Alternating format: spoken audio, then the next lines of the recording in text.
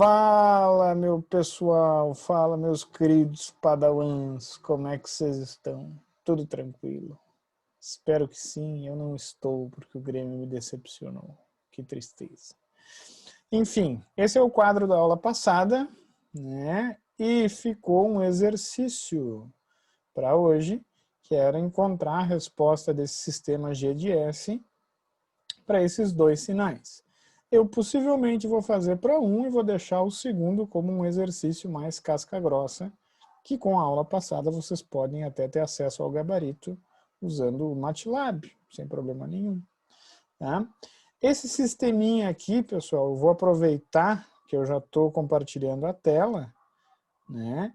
Ele é um sisteminha que não tem zeros, né? Claramente não existe valor de S finito que zera a função de transferência, que zera o numerador, porém ela tem dois polos. Tá? Então, eu vou usar a função aqui no MATLAB, do Octave também, roots, para calcular os polos, que é menos 1 mais ou menos J2.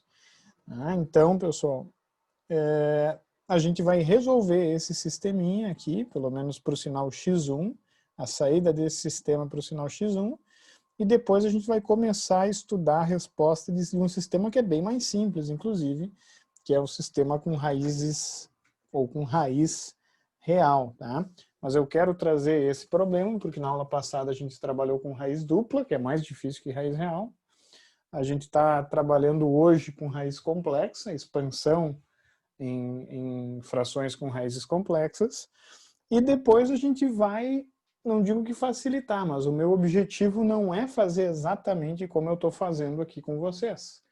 O meu objetivo depois dessa aula de hoje, a partir da aula que vem, é eu olhar a função de transferência e, através da localização das raízes dela, inferir de maneira aproximada, muitas vezes, como que esse sistema vai responder. Tá? Esse sisteminha, ele tem um diagrama de polos e zeros, que é bem simples, eu só tenho polos. E os polos estão localizados em menos 1 mais ou menos J2. Então a gente tem que se acostumar a apresentar, normalmente, me cobrem isso, o diagrama de polos e zeros do meu sistema. Tá? Isso ajuda para localizar a raiz, já ver como ela vai responder, enfim, como o sistema vai responder. Tá? Primeiro passo para encontrar a resposta, lembrando que eu só vou fazer para o sinal x1, vou dar uma dica para fazer para o sinal x2, eu tenho que encontrar a transformada de Laplace dos sinais de entrada. Por quê? Porque a função de transferência, vocês sabem, é a razão entre a saída, que é o que eu quero, normalmente, e a minha transformada do sinal de entrada. Em outras palavras, qualquer resposta de sistema linear invariante no tempo, se eu tiver a função de transferência, pode ser obtida pela transformada inversa do produto entre função de transferência e transformada do sinal de entrada. E é assim que a gente vai fazer, assim que a gente fez na aula passada, inclusive. Então, o meu sinal de entrada é x1 de S, é o degrau unitário. Vai ser, com certeza, disparado o sinal que a gente mais vai trabalhar. Mas quando a gente for analisar o erro, por exemplo, eu vou lembrar vocês, pessoal, é muito comum a gente usar sinais trapezoidais. Muito comum, por exemplo, na teoria dos inversores de frequência, usar referências senoidais também. Mas a base, a coisa mais fácil para o entendimento inicial de sistemas de controle é estudar a resposta ao degrau, porque é a mais comum, se a gente for ver, é a mais simples de isolar, digamos assim, a resposta do sistema dentre os sinais mais básicos, né? Porque o problema do impulso é que eu não consigo fazer ele na prática, né? Eu não consigo, mal me aproximo, na verdade, do impulso na prática. O degrau não.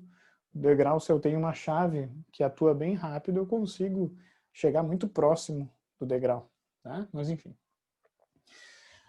Substituindo os Paranauê aqui, eu vou ter que y de S é 10 sobre S ao quadrado mais 2S mais 5 vezes 1 sobre S.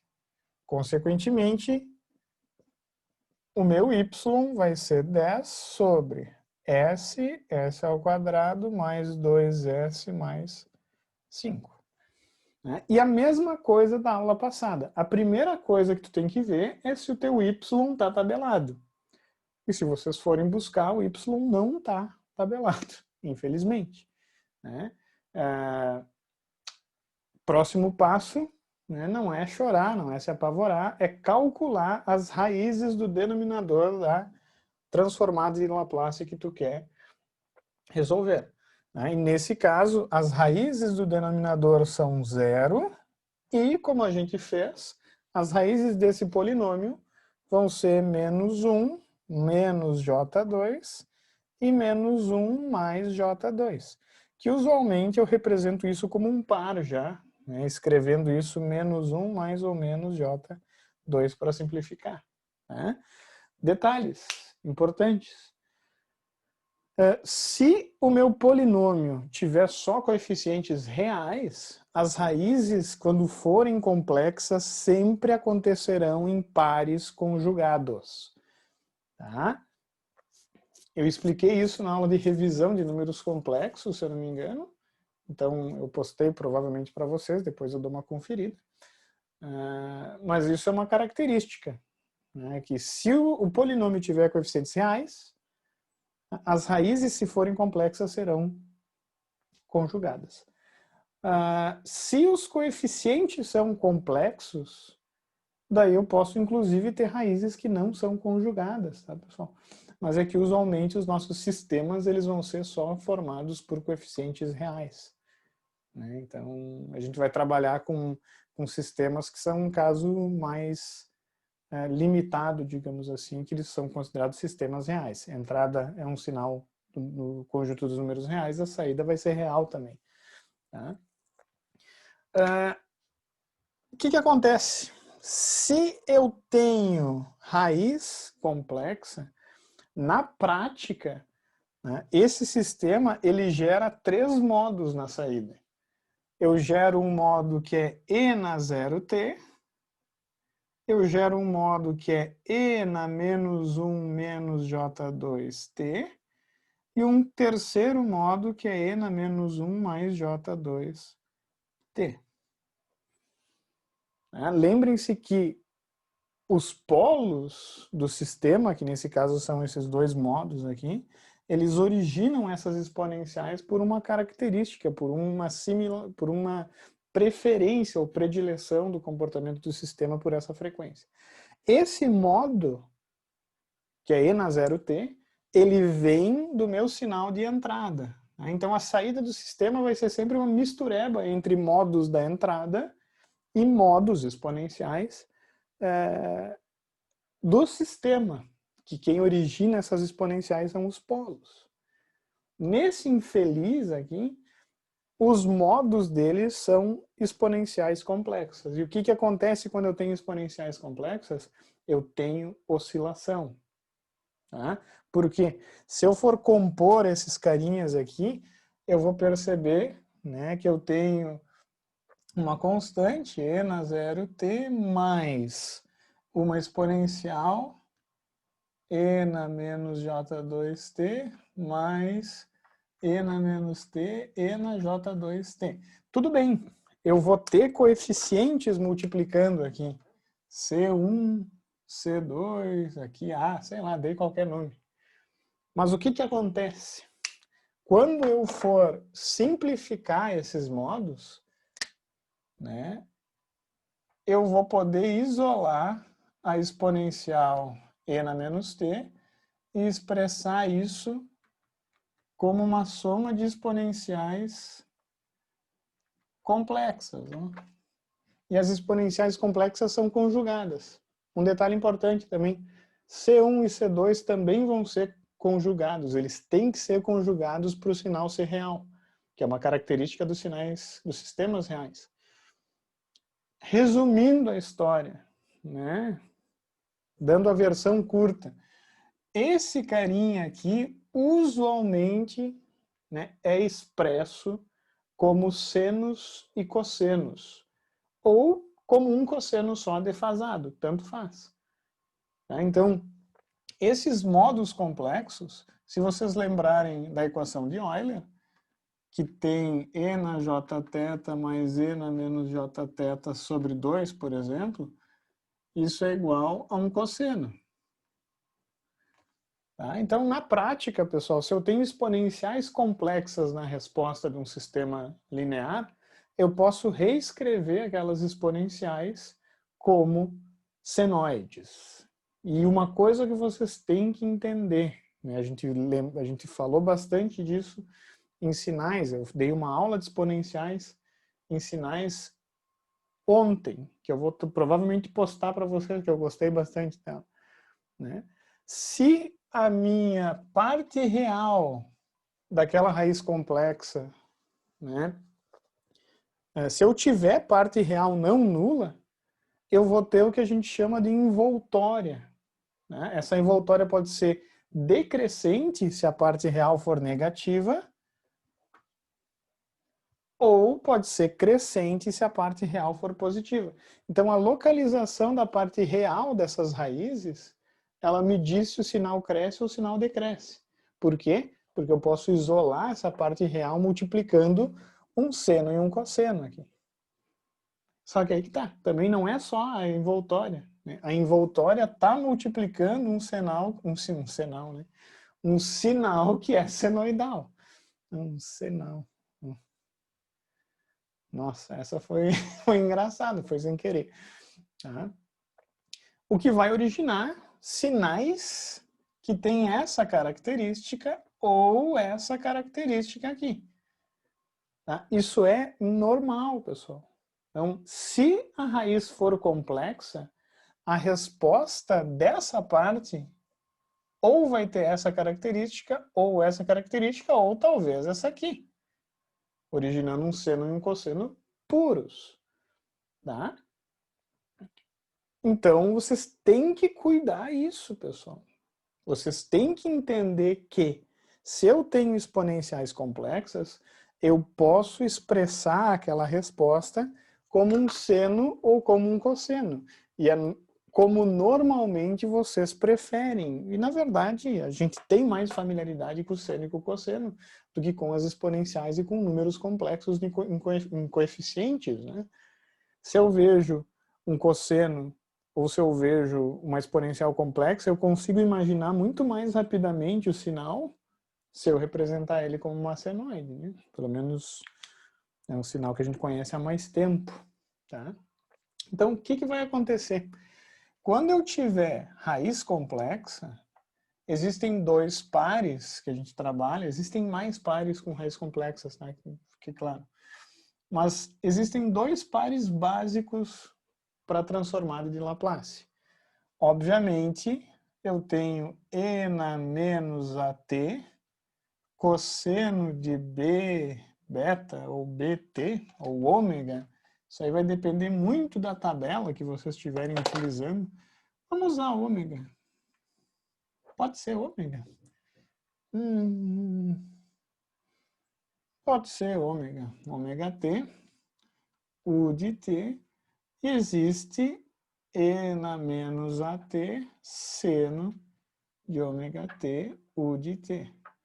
A transformada de Laplace do seno e do cosseno vai ser uma função de segundo grau, né? Porque tem que ser complexa, né? Só raiz complexa gera sinal oscilatório senoidal, né? Então, esses denominadores aqui, eles são assim, ó, nesse formato. S mais A ao quadrado mais ômega ao quadrado. S mais A ao quadrado mais ômega ao quadrado. Né? Que eu vou até fazer isso agora, eu posso expandir aqui em S ao quadrado mais 2AS mais A ao quadrado mais ômega ao quadrado. Se eu quero expandir e trabalhar com a forma expandida do polinômio. Né? Essa forma é uma forma muito útil para nós também. Né? A gente vai usar bastante essa aqui também. Vocês usam, por exemplo, em circuitos essa aqui, circuito zoom, né? A gente vai ver uma terceira forma nesse semestre, logo daqui a pouco, daqui uma aula. Né? Mas esse carinha aqui, essa forma de expressar é bem útil porque a raiz desse polinômio vai ser menos A mais ou menos J ômega. Tá? Que muitos livros trazem, né, alfa mais ou menos J beta, A mais ou menos JB. Quando eu estou trabalhando em outras áreas, digamos assim, é sigma mais ou menos J ômega. Tá? Então existem várias formas. Né? O que vocês têm que notar é o seguinte: A é a parte real. E ômega, nesse caso, eu estou usando ômega, mas as tabelas que eu coloco na apostila, eu acho que eu uso B, não me lembro direito. Não importa, vocês têm que ser flexíveis quanto às tabelas, né? Porque vocês não sabem qual tabela vocês vão se deparar ou usar. Né? A é a parte real, né? E nesse caso, como eu tenho menos aqui, eu tenho que ter o menos aqui também. E ômega é a parte imaginária da raiz. Então esse polinômio aqui, expresso dessa maneira, é o jeito mais fácil de eu criar polinômios com raízes complexas. Por exemplo, pessoal, se eu tenho s mais 2 ao quadrado mais 4 ao quadrado, esse polinômio ele vai ter raízes em menos 2 mais ou menos J4. Pode conferir em casa. Vai dar. Vai ser. Então, se eu quero um polinômio com raiz complexa, escreve assim, é batata. Fácil pra caramba. Se eu tenho s menos 1 ao quadrado mais 2 ao quadrado, esse carinha tem raízes em 1 mais ou menos J2. Tá? Então é muito fácil, muito simples, é mais direto encontrar as raízes se o polinômio tiver nessa forma, né? Ou se eu quiser um polinômio com raiz complexa, eu vou usar essa forma, é show de bola. Tá? E essa forma aparece aqui como denominador, para evidenciar parte real e parte imaginária. Por quê? Porque é a parte real quem amortece ou não a resposta. E é a parte imaginária quem me dá a frequência do seno e do cosseno. Então, se eu sei parte real e parte imaginária, eu sei exatamente como aquela ou aquele sistema vai se comportar. Tá? É útil para nós saber parte real e parte imaginária. Né? Por isso que a gente usa essa expressão aqui, esse denominador, evidenciando isso. Tá? Seguinte, pessoal, o numerador desse termo vai ser s mais a ao quadrado, que é esse primeiro termo aqui, ó, só que sem quadrado. E o seno vai ser esse segundo termo, só que sem quadrado. Então é bem fácil, né? Bem fácil. Tu só precisa decorar o denominador. E é fácil, né? É s menos a parte real, sem sinal, ao quadrado, mais a parte imaginária ao quadrado. Essas transformadas eu tenho que salientar, né? Eu estou evidenciando, eu estou preferindo já um sinal que já tenha o sinal negativo aqui da exponencial. E é por isso que eu tenho esse sinal aqui. Ó. Se por acaso eu não tenho esse sinal aqui, eu só tenho E na AT, daí eu vou ter um sinal negativo aqui. Então vocês vão encontrar essas duas tabelas por aí. Cuidado com isso. Até hoje, dependendo do semestre, eu uso uma forma, depois eu uso outra. Né? Eu sou meio aleatório quanto a isso. Né? Justo para falar, trazer isso à tona, porque era uma dificuldade que eu tinha também. Né? Então tá. O que eu vou fazer então para esse infeliz aqui? Esse infeliz eu vou representar em função da localização da raiz. Então o polinômio s ao quadrado mais 2s mais 5, eu posso escrever ele dessa maneira. Ó. S mais 1 ao quadrado mais 2 ao quadrado. Parte real parte imaginária, ó. E daí eu já vou ter o par do seno e do cosseno praticamente pipocando para nós aí. Beleza? Então, o que acontece? Agora eu vou poder expandir a minha saída do sistema, a transformada da saída, buscando esses dois pares da tabela de Laplace. Porque eu já mostrei para vocês que se eu tenho raiz complexa, eu tenho oscilação, então eu tenho seno e cosseno, né? Não tem choro. Então, o meu sistema, eu estava aqui, ó, y de s igual a 10 sobre s, s ao quadrado mais 2s mais 5, que eu falei para vocês que se eu tenho raiz complexa, e nesse caso é menos 1 mais ou menos j2, é mais conveniente eu expressar assim, ó. S, ficou um S horrível, né? S mais 1 ao quadrado mais 2 ao quadrado. Né? Simples assim. Por quê? Porque agora eu sei que eu vou ter que buscar o par do seno e do cosseno na tabela. Tá? E existem N maneiras de se expandir esse carinha. Tá? Eu vou expandir da maneira que, dentre todas que eu já fiz, eu achei a mais fácil e a menos suscetível a erros. Tá? Primeiro, raízes reais ou raízes reais repetidas, tu vai expandir normal, como a gente expandiu na aula passada. Tá? Eu tenho uma raiz real aqui que vem da entrada. Então eu vou expandir A sobre S mais zero, que vai ficar A sobre S. Mas se eu tivesse outras raízes reais, vai expandindo. Chegou na raiz complexa, tu sabe que tu vai ter um seno ou um cosseno ou ambos. Quem vai te dizer isso vai ser o numerador. Só que como eu tenho um produto aqui embaixo, né, eu não sei necessariamente se isso vai ser um seno ou se isso vai ser um cosseno. Bom, se tu não sabe, expande uma fração para o seno, uma fração para o cosseno. E deixa a matemática fluir. Né? Libera a sua mente para matemática. A matemática manda. Né?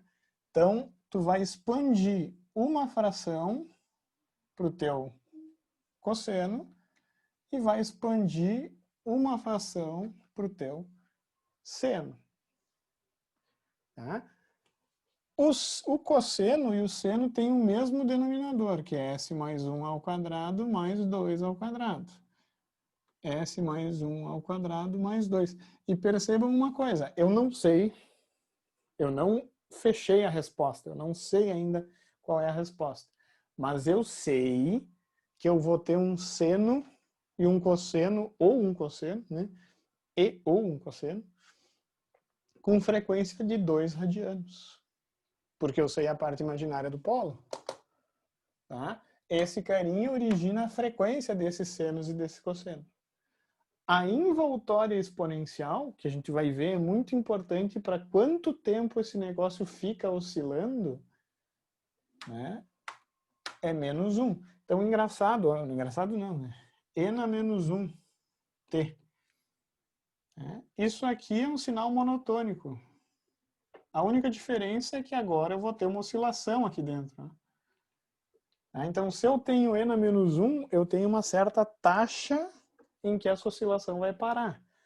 Se eu tenho um coeficiente aqui mais baixo, ou seja, por exemplo, 0,5, a envoltória ela vai ser mais lenta. Significa que o sistema vai oscilar, digamos assim, por mais tempo, ou durante um tempo maior. Se esse coeficiente aqui for muito elevado, ou muito mais elevado, eu posso ter um sisteminha que tem uma oscilação durante um intervalo de tempo bem menor.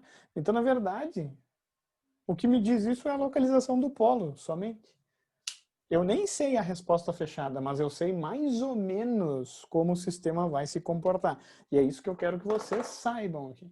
Olhar os polos, eu sei como esse infeliz vai responder. Ele vai demorar uns 5 segundos para terminar de responder e ele vai oscilar com tal frequência. Né?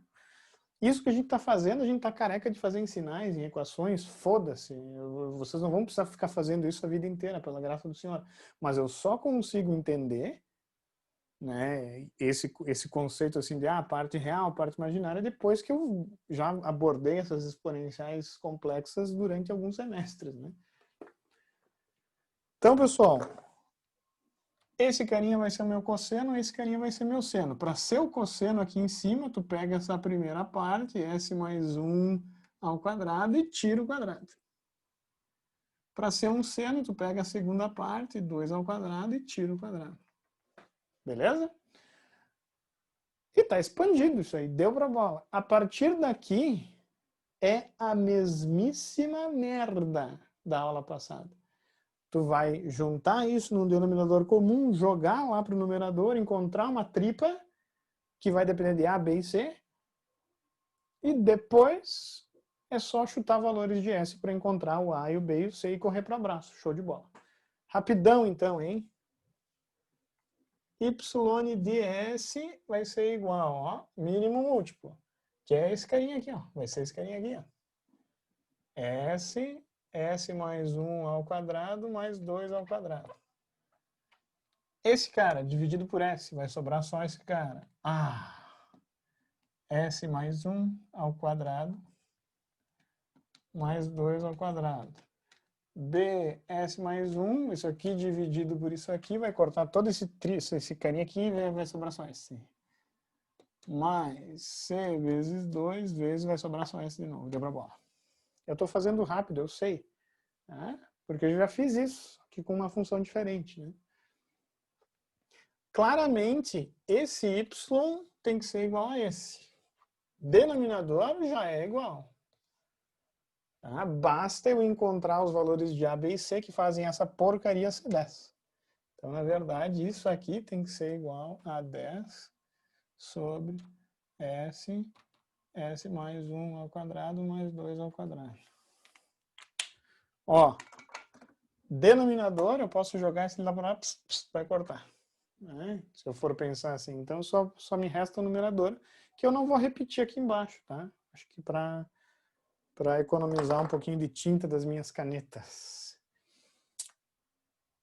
Joga em valores de S, S igual a 0 para S igual a 0. Por que eu usei o S igual a 0? Porque eu vou zerar o C e vou zerar o B. Só vai sobrar o A. Né? Então, me resulta A que multiplica 0 mais 1, 1. 1 ao quadrado, 1. Olha lá, 5. 5A. Isso é igual a 10. Ora ali, olha, olha, olha, olha, olha. É 2. 2. E agora sim, ó. Qual o outro valor de S que eu vou usar agora? Porque não é que nem raiz real, hein? Raiz real é uma barbada. Tu usa as raízes e corre para o abraço. Né? Raiz complexa, tu tem duas saídas. Ou tu escolhe o que tu quiser para facilitar, ou tu usa o valor dos polos, da raiz mesmo. Só que, se eu usar o valor da raiz aqui, eu vou ter bastante trabalho algébrico, na minha opinião. Eu vou ter um trabalho algébrico que é chato de ser feito. Então, qual que é a saída, na minha opinião, mais curta? Tu sabe qual é o valor de A, né? Então, é só tu substituindo esse valor de A, o A some da parada. Se eu cancelo o B, só sobra o C. Tá? Então, eu vou usar menos 1. Porque se eu uso menos 1, o B some da minha análise. Né? E me sobra só o A, o C, substitui o valor do A e corre para o abraço. Então, vai ficar, ó, menos 1 vai zerar, vai ficar 4A mais 0B mais menos 2C. Isso é igual a 10. Né? Substitui o valor aqui, 8 vai para lá, 2, 8, 8, 2, 2C igual a menos 1. Só conferindo rapidamente, C igual a menos 1. E o último, qualquer valor serve, porque tu já tem o A, tu já tem o C, Qualquer valor que tu utilizar, afora esses dois que tu já usou, por óbvio, vai te resultar o B. Então, eu vou usar o S valendo 1, porque é fácil, né? Só por isso. S valendo 1 vai ficar 8A mais 2B mais 2C, isso é igual a 10. Substituindo o valor de A e de B, de A e de C, desculpa, né? Que vai ficar 16 mais 2B menos 2, isso é igual a 10. Dá uma conferida, relaxa, respira. 16, confere aqui 2, ok, parece que tá legal. Então aqui vai dar 14, né? Vai para lá menos 4, o B é menos 2. Acho que tá certo, né? Posso ter cometido algum erro? Posso. Né? É da vida. É da vida. Mas eu acredito que está tudo nos conformes. Consequentemente, pessoal, o y de S eu posso expressar agora substituindo os valores, ou seja, 2 sobre S mais o B vale menos 2, S mais 1 sobre S mais 1 ao quadrado mais 2 ao quadrado, mais, menos na real, né? Menos o meu ser um menos 1 vezes 2 sobre S mais 1 ao quadrado mais 2 ao quadrado. Daí tu vai para a tabela de Laplace, né? Que os pares eu coloquei aqui, qualquer coisa eu boto os pares de novo aqui, que a gente vai usar, para o seno e para o cosseno. Tá? Consequentemente, o meu y de t vai ser 2u, porque 1 sobre s é u, menos 2 vezes 1 e na menos t, cosseno de 2t, u de t, menos e na menos t, seno de 2t, u de t. E estamos finalizados esse exercício.